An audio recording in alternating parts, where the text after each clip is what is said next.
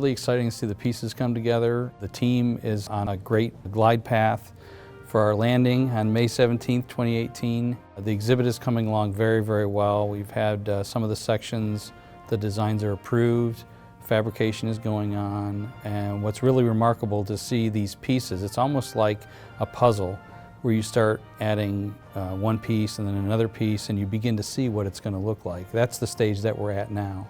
There's some really great progress, some exciting things with the exhibit, some elements that we've never had before in the museum, and that's appropriate for something as significant as the Memphis Belle. And then on the restoration side, we have such brilliant staff in restoration, and they are so careful about how they're doing their work, their attention to detail, and with the painting of the aircraft in process, we're seeing the same kind of picture. The Memphis Belle has always been here since 2005 in restoration, and it was completely stripped. And we knew it was the Memphis Belle, but a bare metal B-17, intellectually we knew it was the Memphis Belle, but it's kind of hard to see it. It's at a point now where it is looking like the Memphis Belle. Enough of the paint has been put on the aircraft and some of the markings that it indeed looks like the Memphis Belle, and I think that's really exciting for the whole team to see it coming together. Now, as far as painting the Memphis Belle, there are really only two options. So in the 1980s, the Memphis Belle went through restoration work in Memphis, and at that time, all of the original paint, markings, nose art was completely stripped off the aircraft. And then they repainted it to appear as it did while the Memphis Belle was on the war bond tour. When the aircraft came to the National Museum of the U.S. Air Force in 2005, we elected to strip all of that restoration paint off, partly so that our restoration staff could fully assess any corrosion issues that were on the aircraft. They also did the same thing to the interior, again, to assess the corrosion. So we really only had two good options about how the Memphis Belle would be painted. Either as it appeared about or shortly after the 25th mission, so this would be in mid to late May 1943, or how it appeared in June and the following months when it was on the war bond tour. And there really are some significant differences in the markings between the two. Now, in the public mind, the common perception of the Memphis Belle is how it appeared when it was on the war bond tour. So there are a lot of extra markings on the aircraft, and that includes a row of swastikas underneath the yellow bombs on the nose. There are crew names in several of the positions. There's a list of missions on the left-hand side of the tail, and a lot of other extra markings. And in addition to these extra markings, there are also hundreds, if not thousands, of individual names that were drawn on in crayon, marker, and in some cases they were actually carved into the skin of the aircraft. So this is an important part of the history of the Memphis Belle. In the case of the appearance of the Memphis Belle in mid to late May 1943, that's how the aircraft appeared when it was still in the 91st Bomb Group and it was still a combat aircraft. And so actually a lot of these markings that we're used to seeing in artwork, illustrations, models, and in photos, because of course there were a lot of photos taken on the war bond tour, that's really our perception of how the Memphis Belle looked. So in looking at which of the two options we wanted to take, some of our considerations were things like, can we make it accurate? Can we accurately represent the aircraft to a day or to a week? Because we want to pick a point in time. We don't want to have a combination of markings from May and July and different time periods because that didn't exist. So that was one consideration. Another consideration was, what is the most important time period for this object? And in the end, we decided to go with the markings as it appeared shortly after the crew finished their 25th mission. And those considerations of accuracy and importance to the object were really primary in our decision. One of our sources of information, which has been truly remarkable, is the Memphis Belle movie Outtakes. And in the more than 60 restorations I've personally worked on, I have never had access to this kind of visual evidence of an aircraft. It's truly remarkable. And these outtakes were the clippings from the Memphis Belle movie in 1944.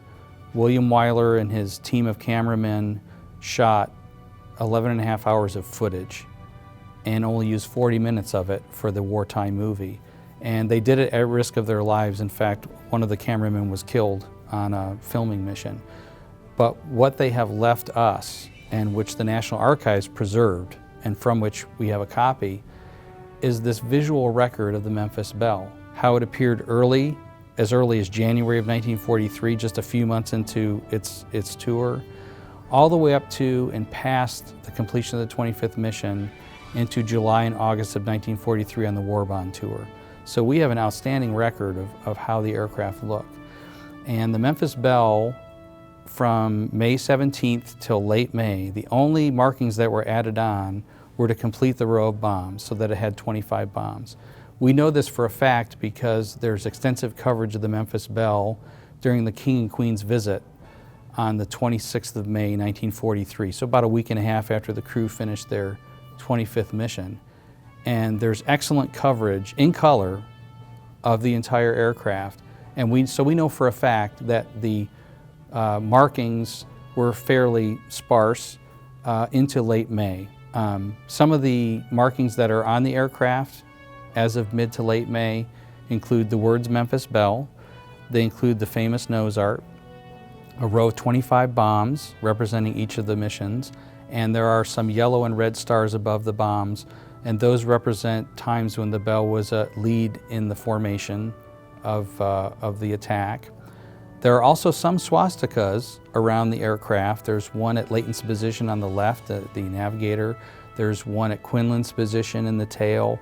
And these swastikas represent confirmed victories. And we know that because we've gone down to the National Archives and looked through the combat records of the 91st Bomb Group. And we've looked at the actual confirmed victories that the gunners claimed. Now, there were some other claims that were stamped probable or damaged, but these swastikas that were on the aircraft when it was flying in combat and shortly after represent confirmed victories. There's also the name Irene underneath the window of the radio operator Hansen, the name Virginia on the right-hand side where the waist position is. So there are some very interesting markings on the Memphis Belle, and the most important ones, the nose art, the name Memphis Belle, the bombs, and so on and so forth, were on the aircraft. The publicity markings, as we've come to call them, came in very late May or early June, and it was about the time that the Memphis Belle was transferred out of the 91st Bomb Group. And then it really became a publicity effort for the war bond tour. So when we look at the publicity markings, that's a very important part of the history of the aircraft. And that's something we want to make sure that the public is aware of. But when we look at how are we going to represent the artifact, what is the most important time period and how are we able to make it accurate? So another example of the level of detail that our restoration staff is going to is the insignia on the left-hand side of the fuselage. And they noticed that the national insignia on the left-hand side of the fuselage is crooked. And when you look at it closely and you count rivets, it's very clearly crooked. I hadn't noticed it myself, but one of the restoration staff members pointed that out and said, you know, that insignia is crooked. And by golly, it is. You can clearly see it in the film. So that is replicated on the Memphis Belle. So some of those little details, some of the swastikas that were painted on the aircraft were not symmetrical. In fact, they were rather crudely painted on. That will be replicated. So there'll be a lot of little details that might not be immediately noticeable, but those will be on the aircraft when it's finished. Trying to match olive drab, there's something about that particular color that's very, very difficult to get to a precise measurement. And I can assure you that the restoration staff, myself, the company that's working, and other members in the research division, we've spent countless hours trying to get those shades correct. And we're all very, very pleased with the result that we have. And this is a national treasure. We need to make sure that it is accurate and that it appears as it did. Very clearly stated, the Memphis Belle was not the first heavy bomber to finish 25 missions, period. There were actually a handful of aircraft that finished 25 combat missions before the Belle did.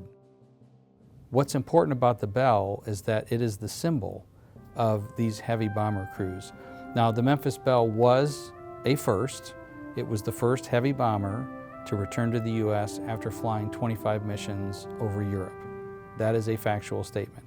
It was not the first heavy bomber to finish 25 missions. And our exhibit will highlight those 3 aircraft that did this before the Memphis Belle did.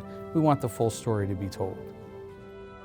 Probably the most significant date with the Memphis Belle is May 17, 1943, and that was the day that the crew finished their 25th mission. Now there is a caveat to that. That 25th mission for the crew is actually the 24th mission for the aircraft, and the Memphis Belle flew 2 days later on May 19, 1943 with an entirely different crew. So there's a caveat to the May 17th date, but the May 17th date is what was celebrated by the War Department. It was in all the literature, and it's for that reason that we are going to have the rollout of the Memphis Belle on May 17, 2018, 75 years to the day that the crew finished their 25th mission.